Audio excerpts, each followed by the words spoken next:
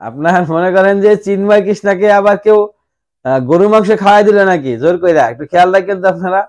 এটা কিন্তু ভারত থেকে বলছে, ভারতের হায়ার লেভেল থেকে বলছে যে চিন্ময় কৃষ্ণাকে আবার জোর করে কেউ গরু গোস্ত খাওয়াই দিল কিনা, সেটাও আমাদের ভাবনার বিষয়।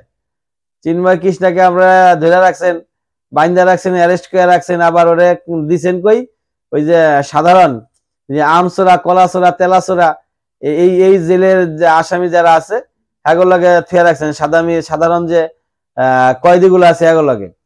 চিন্ময় কৃষ্ণ একজন বিশ্ববিখ্যাত লোক, তাকে আপনারা অ্যারেস্ট করছেন, ভালো কথা, একটা ডিভিশন দিবেন, তার রুমে পত্রিকা টত্রিকা থাকবে, টিভি থাকবে, মোবাইল টোবাইল দিবেন, ভালো ভালো খাবার টাবার দিবেন, ভালো ভালো পোশাক আশাক বিছনাপাতি ভালো করে সাজায় গুছায় রাখবেন। সেটা না কইরা তারে কি করছেন, ওই যে সাধারণ যে আমসোরা, কলাসোরা এগুলোকে ফালায় থুয়ে রাখছেন। আবার জোর করে গরু মাংস খাওয়াই দেন কিনা, এটা নিয়েও তো চিন্তার বিষয়। কে বলছেন কথাটা? বলছেন হচ্ছে ভারতের বিজেপির একজন সম্মানিত এমপি এই কথাটা বলেছেন, এবং তিনি দাবি জানাইছেন, কি দাবি? ওই যে আমাগো প্রধান উপদেষ্টা ডক্টর মোহাম্মদ ইউনুস, এই প্রফেসর ইউনুসের নোবেলটা যেন বাতিল করে দেওয়া হয়, নোবেলটা বাতিল করে দেওয়ার জন্য তিনি দাবি জানাইছেন।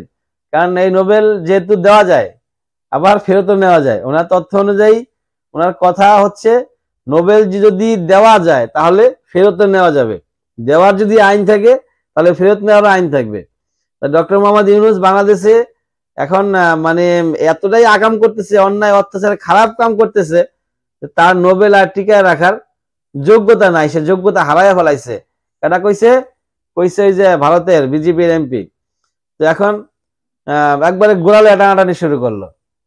এখন নোবেল কমিটি আসলে এটা কি করবে না করবে, বিজেপি সাহেবের উচিত, এই এমপি সাহেবের উচিত সেই আমেরিকাতে গিয়ে, যেখান থেকে নোবেল হয়, সেখানে গিয়ে দাবি দেওয়া জানানো। এই কলকাতায় লাফালাফি করলে তো কোনো কাম নাই, লাভ নাই। লাভ আছে? কলকাতায় বসে থেকে যতই লাফালাফি করুক কোনো লাভ হইব? কোনো লাভ হইব না, কারণ নোবেল তো আর কলকাতা থেকে দেয় নাই। তো এখন এই যে ভারত যে কামড়ি করতেছে, আসলে কতটুকু মানে কি আমি আসলে বুঝতেছি না, যে ভারত কেন এই ধরনের উল্টাপাল্টা করতেছে, কার চক্রান্তে পয়রা। এত বছর তো ভালোই ছিল, ভালো ছিল না? মোটামুটি অনেক বছর তো আমাদের সাথে একটা বন্ধুত্বপূর্ণ সম্পর্ক ছিল, এখন সেই সম্পর্ক নাই হয়ে যেতেছে।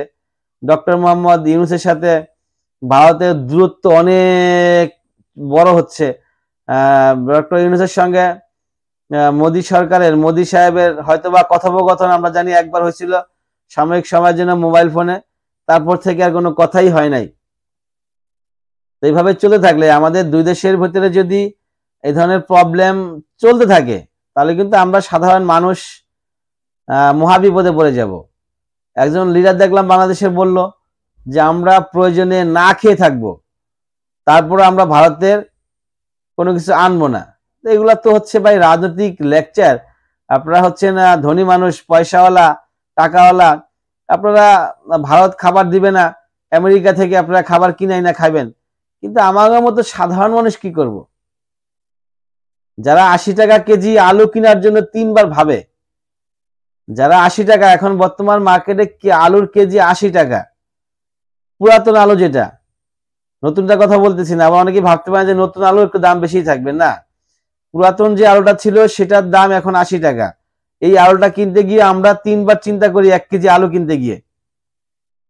তাহলে আপনারা আমাদের কথা কি বুঝবেন? পেঁয়াজ এখনো 130 টাকা, 40 টাকা, 50 টাকা এখনো পেঁয়াজের কেজি। তাহলে আমরা তো সাধারণ মানুষ ভাই, আমরা তো ওই হাই দামে খাবার কিনতে পারবো না। এই ধরনের বড় বড় কথা না বলাই উচিত। কিভাবে ভারতের সঙ্গে মিউচুয়াল করা যায়, তাদের সাথে সম্পর্কটা কিভাবে উন্নয়ন করা যায়, সেটা নিয়ে ভাবা উচিত সাধারণ মানুষের স্বার্থে।